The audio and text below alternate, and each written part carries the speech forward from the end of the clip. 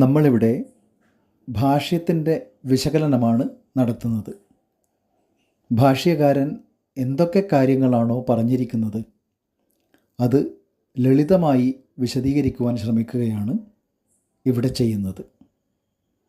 ആയുർവേദ ശാസ്ത്രം മുഴുവനായും എടുത്താൽ അതിൻ്റെ മുഖ്യ ലക്ഷ്യം അല്ലെങ്കിൽ ടോട്ടൽ ലക്ഷ്യം ആയുസ്സിൻ്റെ സംരക്ഷണം ആണെന്ന് ഭാഷ്യകാരൻ തന്നെ വ്യക്തമാക്കുന്ന ഭാഗം നമ്മൾ കഴിഞ്ഞ വീഡിയോയിൽ കണ്ടു.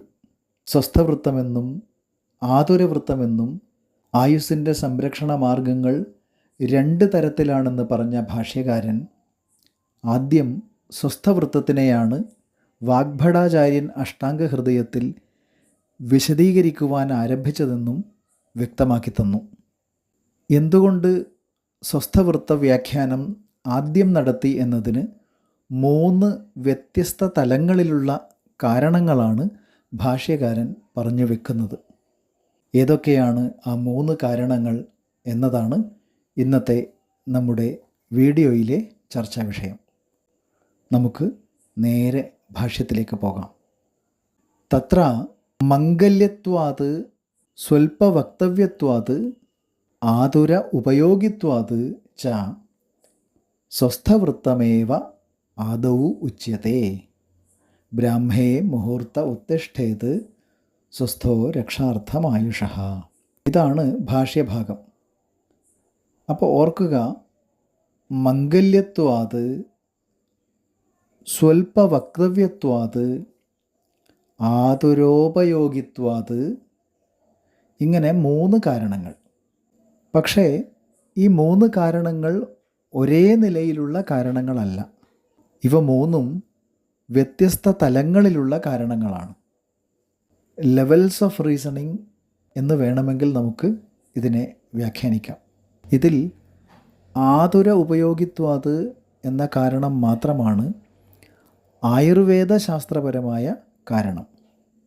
മറ്റ് 2 കാരണങ്ങൾ, അതായത് മംഗല്യത്വാത് സ്വൽപവക്തവ്യത്വാത് എന്നീ കാരണങ്ങൾ ആയുർവേദ ശാസ്ത്ര പെർസ്പെക്റ്റീവിൽ ഉള്ള കാരണങ്ങളല്ല.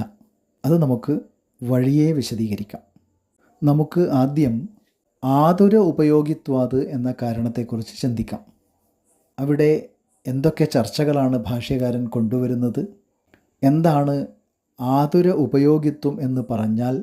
ഈ വക കാര്യങ്ങളൊക്കെ നമുക്ക് നോക്കാം. ഭാഷ്യകാരൻ പറയുന്നത് ആതുരന് ഉപയോഗം ഉള്ളതാണ് എന്ന കാരണം കൊണ്ട് സ്വസ്ഥവൃത്തം ആദ്യം വിശദീകരിക്കുന്നു. ഇവിടെ ഉപയോഗം എന്നാൽ പ്രയോഗയോഗ്യത എന്നർത്ഥമെടുക്കണം നമ്മൾ. എന്നുവെച്ചാൽ രോഗിക്കു പോലും ഉപകാരപ്രദമായതിനാൽ സ്വസ്ഥവൃത്തം ആദ്യം പറയുന്നു എന്നർത്ഥം. ഇങ്ങനെ പറയുമ്പോൾ ഒരു വൈരുദ്ധ്യമുണ്ട്. നമ്മളെല്ലാം ഇതുവരെ പഠിച്ചു വെച്ചത് എന്താണ്? സ്വസ്ഥവൃത്തം എന്ന് പറയുന്നത് ആരോഗ്യവാനായ ഒരുവൻ്റെ ജീവിതക്രമം ആണ് എന്നാണ്. അപ്പോൾ രോഗിക്ക് അതെങ്ങനെ ഉപകാരപ്രദമാകും? സ്വസ്ഥൻ്റെ ഈ സ്പേസിൽ ഭാഷ്യകാരൻ എന്തിനാണ് രോഗിയുടെ പേര് ചേർത്ത് വെച്ചത്? എന്തുകൊണ്ടായിരിക്കും രോഗിക്ക് ഉപകാരപ്രദമാകും എന്ന് പറഞ്ഞിട്ടുണ്ടാവുക? ഈ ചോദ്യങ്ങളൊക്കെയാണ് അവിടെ ഉയരുന്നത്. ഇവിടെയാണ് ഭാഷ്യകാരൻ്റെ വാക്കുകളിലെ ദീർഘവീക്ഷണം നമ്മൾ മനസ്സിലാക്കേണ്ടത്. നോക്കൂ, സ്വസ്ഥവൃത്തം എന്ന് പറയുമ്പോൾ സാമാന്യമായി എന്തൊക്കെ ഉൾപ്പെടും? ചുരുക്കി പറഞ്ഞാൽ ശരിയായ ആഹാരക്രമം, നിദ്രാ നിയമങ്ങൾ, ദിനചര്യാക്രമങ്ങൾ, ശൗചബോധം, ഇന്ദ്രിയ സംയമനം, ഈ വക കാര്യങ്ങളൊക്കെ സാമാന്യമായി ഉൾപ്പെടും. ശരിക്കും പറഞ്ഞു കഴിഞ്ഞാൽ ഈ പറഞ്ഞ കാര്യങ്ങളൊക്കെ ആരോഗ്യവാന് മാത്രമല്ല രോഗിക്കു പോലും ബാധകമായ കാര്യങ്ങളാണ്. ആഹാര നിയമം രോഗിക്ക് അനിവാര്യമാണ്, നിദ്രാക്രമവും അനിവാര്യമാണ്, ഇന്ദ്രിയ നിയന്ത്രണവും ആവശ്യമാണ്. അല്ലാത്ത പക്ഷം ഔഷധം പോലും ഫലിക്കില്ല. ചികിത്സയെക്കുറിച്ചുള്ള ആയുർവേദത്തിൻ്റെ ഒരു അടിസ്ഥാന സമീപനം എന്ന് പറയുന്നത്, ചികിത്സ എന്ന് പറയുമ്പോൾ ഔഷധം മാത്രമല്ല വരിക, ആഹാരവും വിഹാരവുമൊക്കെ ചികിത്സയുടെ പരിധിയിൽ വരും.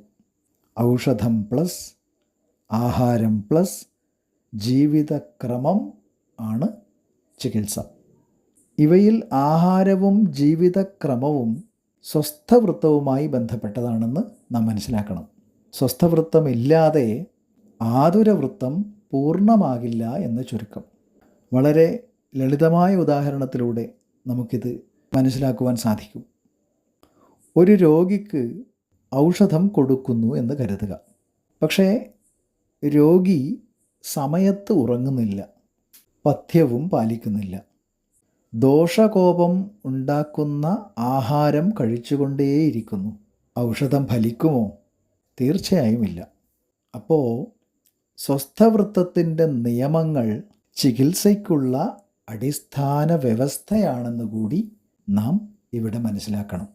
അതുകൊണ്ടാണ് ഭാഷ്യകാരൻ ആതുരനു പോലും ഉപകാരപ്രദമായതാണ് സ്വസ്ഥവൃത്തം എന്ന് ഭാഷ്യത്തിൽ പറഞ്ഞു വെച്ചത്. ഭാഷ്യകാരൻ പറഞ്ഞതിൽ നിന്ന് നാം മനസ്സിലാക്കിയെടുക്കേണ്ടുന്ന കാര്യങ്ങൾ ഇവയൊക്കെയാണ്. സ്വസ്ഥവൃത്തം ആരോഗ്യവാനായ ഒരുവനെ സംരക്ഷിക്കും. അതേപോലെ സ്വസ്ഥവൃത്തം രോഗിക്ക് തൻ്റെ രോഗശമനത്തിന് സഹായകമായി മാറും. സ്വസ്ഥവൃത്തം ചികിത്സയ്ക്കുള്ള അടിസ്ഥാന വ്യവസ്ഥയും ആണ്. ഇങ്ങനെ നോക്കുമ്പോൾ സർവോപകാരപ്രദമായ ഒന്നാണ് സ്വസ്ഥവൃത്തം. അതിനാലാണ് ആദ്യം തന്നെ ഗ്രന്ഥത്തിൽ സ്വസ്ഥവൃത്തത്തിനെ വിശദീകരിച്ചത് എന്ന് 3 കാരണങ്ങളെ നിരത്തി ഭാഷ്യകാരൻ സ്ഥാപിക്കുന്നു. അതിൽ ഒരു കാരണമാണ് നമ്മൾ ഇത്രയും നേരം വിശദമായി പരിചയപ്പെട്ടത്. മംഗല്യത്വാത്, സ്വൽപ്പവക്തവ്യത്വാത് എന്നീ 2 കാരണങ്ങൾ നമുക്കിനി ചർച്ച ചെയ്യാൻ ബാക്കിയുണ്ട്. അത് നമുക്ക് അടുത്ത വീഡിയോയിൽ ചർച്ച ചെയ്യാം. വീഡിയോ കണ്ട എല്ലാവർക്കും നന്ദി. Thank you.